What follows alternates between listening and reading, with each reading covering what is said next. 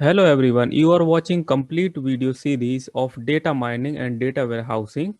This is part 15. I am PN Arya presenting this video.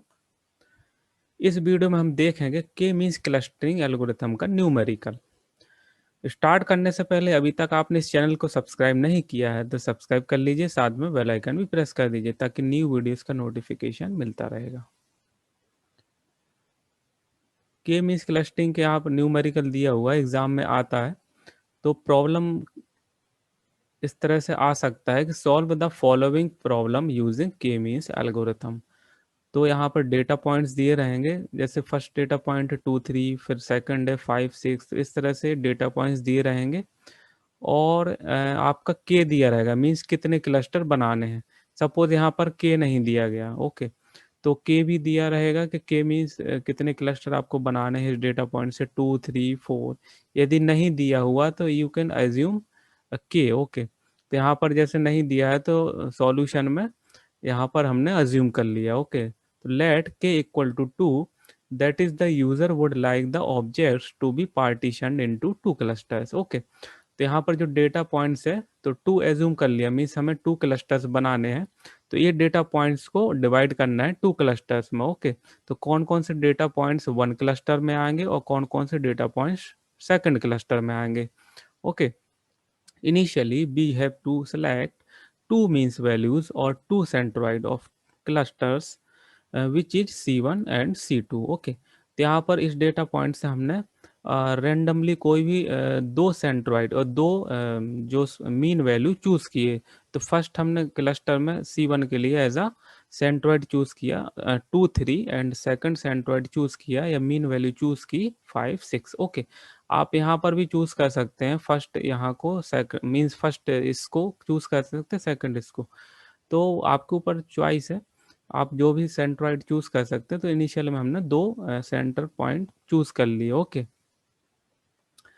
We will calculate Euclidean distance of all points and assign clusters C1 and cluster C2 based on their the minimum Euclidean distance।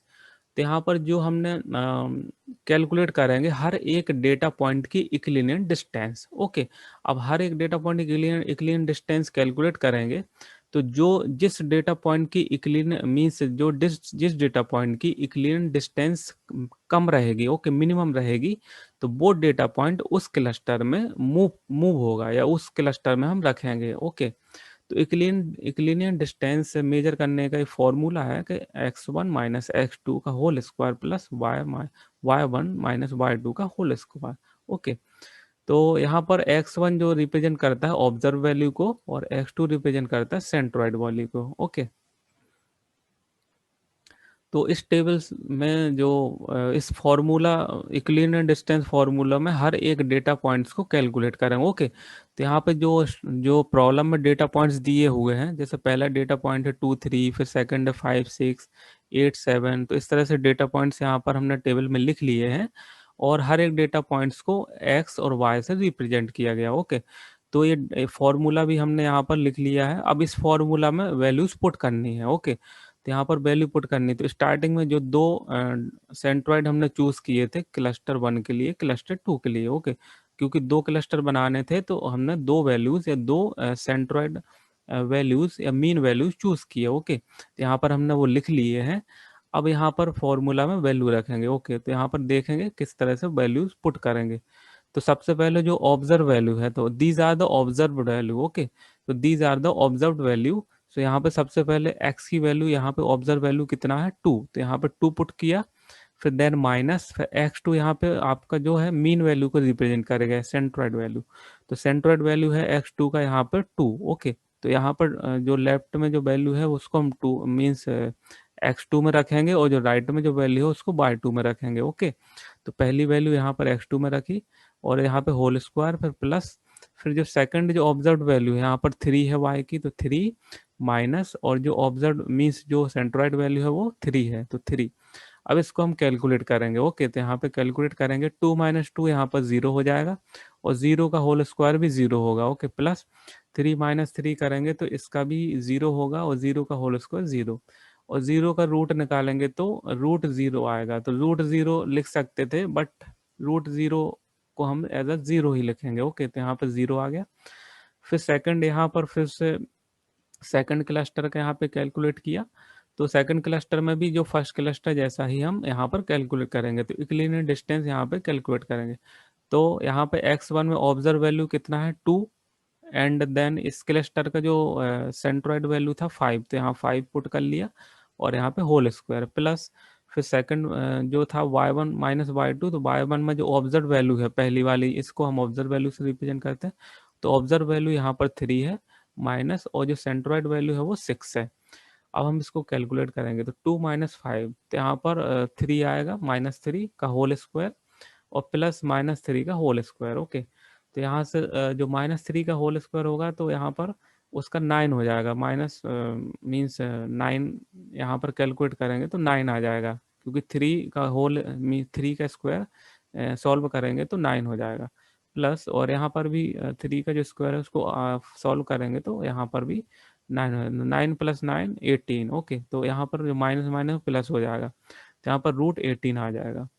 तो यहाँ पर अब देखेंगे कि जिस cluster की इक्लिनियर distance minimum है, तो यहाँ पर देखेंगे C1 क्लस्टर की इक्लिनियर डिस्टेंस मिनिमम है, तो इसलिए हमने यहाँ पर जो क्लस्टर असाइनमेंट यहाँ पर की है, तो C1 को यहाँ पर असाइन कर दिया। ओके, क्योंकि C1 की जो इक्लिनियर डिस्टेंस है वो मिनिमम है। फिर सेकंड सेकंड सेम जो वन इस तरह से कैलकुलेट किया, सेकंड डेटा पॉइंट को भी हम सेम वे में सेम प्रोसीजर फॉलो करेंगे। ओके, तो सेकंड इक्विवेलेंट डिस्टेंस हम कैलकुलेट करेंगे, तो C1 की फिर से हम कैलकुलेट करेंगे, तो यहाँ पर जो ऑब्जर्व वैल्यू दी है यहाँ पर 5 यहाँ पर पुट कर दिया, और सेंट्रॉइड वैल्यू है 2, तो 2 फिर इसका होल स्क्वायर, फिर से y1 की यहाँ से ऑब्जर्व वैल्यू 6 दी हुई है और सेंट्रॉइड वैल्यू 3, फिर इसको कैलकुलेट करेंगे, तो 5 माइनस 2। ओके, तो यहाँ पर 3 आएगा, 3 का स्क्वायर, और प्लस यहाँ पर भी 3 का स्क्वायर आएगा, 6 माइनस 3 3, तो 3 का स्क्वायर होगा, तो वही 3 का स्क्वायर सॉल्व करेंगे तो 3 इंटू 3, तो यहाँ पर 9 आ जाएगा, और यहाँ पर भी 3 इंटू 3। ओके, क्योंकि 3 का स्क्वायर है तो 9, तो 9 प्लस 9 18। इस तरह से फिर इसको भी सॉल्व करेंगे, यहाँ पर वैल्यू पुट करने के बाद, तो इसको सॉल्व करेंगे तो यहाँ पर 0 आएगा। अब यहाँ पर चेक करेंगे कि इक्लियर डिस्टेंस कौन सी मिनिमम है, तो यहाँ पर देखेंगे क्लस्टर 2 की मिनिमम है, तो क्लस्टर 2 यहाँ पर असाइन कर दिया C2, तो ए वाला जो डेटा पॉइंट है वो C2 में असाइन कर दिया, यहाँ पर ये डेटा पॉइंट वो C1 में जाएगा। तो इस तरह से सारे इक्लियर डिस्टेंस यहाँ पे कैलकुलेट कर ली हैं, आप देख लीजिए। तो हर एक डेटा पॉइंट का जो मिनिमम जो इक्लियर डिस्टेंस है, जहाँ यहाँ पर 10 है, तो 10 C2 का था मिनिमम, तो ये डेटा पॉइंट C2 में असाइन करेंगे। फिर यहाँ पे देखेंगे जो 1 4 का डेटा पॉइंट है, इसका इक्लियर डिस्टेंस कैलकुलेट करने के बाद इसका मिनिमम था, तो इस डेटा पॉइंट को हम C1 में असाइन करेंगे, तो इस डेटा पॉइंट को हमने C1 में असाइन कर दी। सेम यहाँ पर भी C1 में असाइन करेंगे, इसकी मिनिमम डिस्टेंस है, तो ग्रीन कलर से मार्क्ड कर दिया, जो मिनिमम डिस्टेंस है वो ग्रीन कलर से, तो इस तरह से हमने क्लस्टर असाइन कर दिया। ओके, तो आई थिंक ये आपको पूरा क्लियरली समझ में आ गया होगा। आगे बढ़ते हैं। We have to calculated equivalent distance of all points and assigned cluster C1 points and C2 points based on minimum equivalent distance as follows। तो यहाँ पर हमने सारे डेटा पॉइंट्स को जो मिनिमम डिस्टेंस थी इक्विवेलेंट डिस्टेंस, तो जिस डेटा पॉइंट की मिनिमम डिस्टेंस थी, तो C1 की जितनी भी मिनिमम आई थी उसको C1 में असाइन कर दिया, तो ये C1 के डेटा पॉइंट्स हो गए या ऑब्जेक्ट्स हो गए, और ये जो थे डेटा पॉइंट से C2 में बिलोंग करते हैं, तो C2 में यहाँ पर नोट कर लिए। ओके, तो आई थिंक यहाँ पर कोई डाउट नहीं होगा आपको। Now we will calculate mean value of the cluster C1 and C2। अब हम C1 और C2 की मीन वैल्यू कैलकुलेट करेंगे। तो यहाँ पर मीन वैल्यू कैलकुलेट करने का एक फॉर्मूला है, mean XY equal to X1 plus X2 plus XN। तो जितने भी X पॉइंट होंगे वो हम यहाँ लिख लेंगे, उनका प्लस करेंगे, और सपोज जितने भी पॉइंट होंगे उसका डिवाइड करेंगे 4। तो यहाँ पर 4 जो पॉइंट है X, तो यहाँ पर लिख लिए। तो जो पहला जो पॉइंट है यहाँ पर, जैसे X को इस तरह से रिप्रेजेंट करेंगे 2 1 2 3। ओके, तो X को रिप्रेजेंट करेंगे, और Y को ये सेकंड एलिमेंट से 3 4 2 4। ओके, तो इस तरह से हम रिप्रेजेंट करेंगे। तो यहाँ पर देखेंगे कि 2 प्लस 1 प्लस 2 प्लस 3, तो इस सबको X की जगह लिख लिया, और सेकंड वाले पॉइंट्स को Y की जगह। इन सबको सम करेंगे और यहाँ पे 4 मीन्स वैल्यूज थी तो यहाँ 4 से डिवाइड करेंगे। तो यहाँ पर कैलकुलेट करने के बाद 8 आएगा और डिवाइड बाय 4 यहाँ पर प्लस करेंगे, कैलकुलेट करेंगे, यहाँ पर 13 डिवाइड बाय 4। तो 4 डिवाइड बाई 8 यहाँ पर 2 आ जाएगा और इसको कैलकुलेट करेंगे 4 डिवाइड बाई 13 3.25। तो C1 का जो सेंट्रॉइड आया है, जो मीन आया है, वो आया है 2 एंड 3.25। ओके, सेम वे में हम सेम प्रोसीजर में हम क्लस्टर 2 का कैलकुलेट करेंगे और उसका मीन कैलकुलेट करेंगे। तो क्लस्टर 2 का जो मीन आया है वो 6.75 और 6.5। तो अब जो न्यू मीन आया है, तो ओल्ड मीन जो था उसको हम न्यू मीन से चेंज करेंगे। ओके, तो हम टेबल में अब जो हमने स्टार्टिंग में जो मीन चूज किया था उसकी जगह हम न्यू मीन्स को रखेंगे, अपडेट करेंगे। ओके, तो इस मीन को हम यूज करेंगे। तो next we will make new table as previous table and change the mean value or centroid of the cluster C1 C2। तो इसको हम सेंट्रॉइड भी कहते हैं, मीन वैल्यू भी कहते हैं क्लस्टर की। तो यहाँ पर देखेंगे टेबल में, तो टेबल में यहाँ पर हमने न्यू मीन वैल्यू को पुट कर दिया। तो अब न्यू मीन वैल्यू के अकॉर्डिंग हम फिर से सारे डेटा पॉइंट्स की जो यूक्लिडियन डिस्टेंस है फिर से कैलकुलेट करेंगे। तो यहाँ पर फिर से देखेंगे जो फॉर्मूला सेम ही रहेगा और बस मीन वैल्यू यहाँ पे या सेंट्रोइड वैल्यू चेंज हो गई है। तो आपकी ऑब्जर्व वैल्यू यहाँ पर आ जाएगी जैसे 2 और मीन वैल्यू 2, देन यहाँ पर observe value 3 and mean value 3.25। तो यहाँ पर न्यू वैल्यू यहाँ पर आ चुकी है। तो न्यू वैल्यू कैलकुलेट की, देन यहाँ पर कैलकुलेट करने के बाद जो मीन्स फाइनल जो रूट 0.25 आएगा, तो इसका कैलकुलेट करेंगे तो 0.25 आएगा। फिर सेम यहाँ पर भी C2 का कैलकुलेट करेंगे, क्लस्टर 2 का। तो जो मीन वैल्यू है ये वाली यूज करेंगे। तो ऑब्जर्व वैल्यू यहाँ पर है 2। ओके, तो एक्स की ऑब्जर्व वैल्यू 2 यहाँ पर पुट कर दी, माइनस और जो सेंट्रॉइड वैल्यू वो 6.75। तो 6.75 सेंट्रॉइड वैल्यू है, मीन वैल्यू यहाँ पर पुट कर दी, यहाँ पर होल स्क्वायर प्लस फिर से मीन वैल्यू लेंगे y की। तो y की मीन वैल्यू 3 है, 3 माइनस फिर न्यू जो सेंट्रॉइड वैल्यू है 6.5। फिर इसको कैलकुलेट करने के बाद यहाँ पे इसका जो आएगा फाइनल रिजल्ट आएगा रूट अंडर रूट 34.81। ओके, तो अब हम देखेंगे कि जो पहला पॉइंट है तो इसका जो यूक्लिडियन डिस्टेंस है वो क्लस्टर 1 का है, तो इसलिए ये वाला पॉइंट हम क्लस्टर 1 में रखेंगे। तो यहाँ पर असाइन कर दिया हमने C1 में। तो सेम प्रोसीजर हम फॉलो करेंगे और हर एक डेटा पॉइंट के फिर से यूक्लिडियन डिस्टेंस कैलकुलेट करेंगे। तो यहाँ पर ग्रीन कलर से हमने जो मिनिमम डिस्टेंस है, यूक्लिडियन डिस्टेंस हर एक क्लस्टर की, वो हमने यहाँ पर ग्रीन कलर से मीन्स मार्क्ड कर दी। तो हर एक डेटा पॉइंट की यहाँ ग्रीन कलर से मार्क्ड करके यहाँ पे डिस्प्ले की गई। तो यहाँ पर देखेंगे जो 8 7 की 1.8 क्लस्टर 2 में जाएगा, तो क्लस्टर 2 लिख दिया। फिर यहाँ पर देखेंगे 1.4 के जो मिनिमम यूक्लिडियन डिस्टेंस से कंपेयर करेंगे तो ये मिनिमम है, तो इसलिए C1 क्लस्टर में, तो C1 क्लस्टर में असाइन करेंगे 1.4 डेटा पॉइंट को। फिर यहाँ पर 2 में असाइन करेंगे 1.24 को। तो इस तरह से सारे डेटा पॉइंट्स को हर एक क्लस्टर में असाइन करेंगे। ओके, जिसकी वैल्यू मिनिमम होगी। ओके, तो आई थिंक ये भी आपको क्लियरली समझ में आ गया होगा।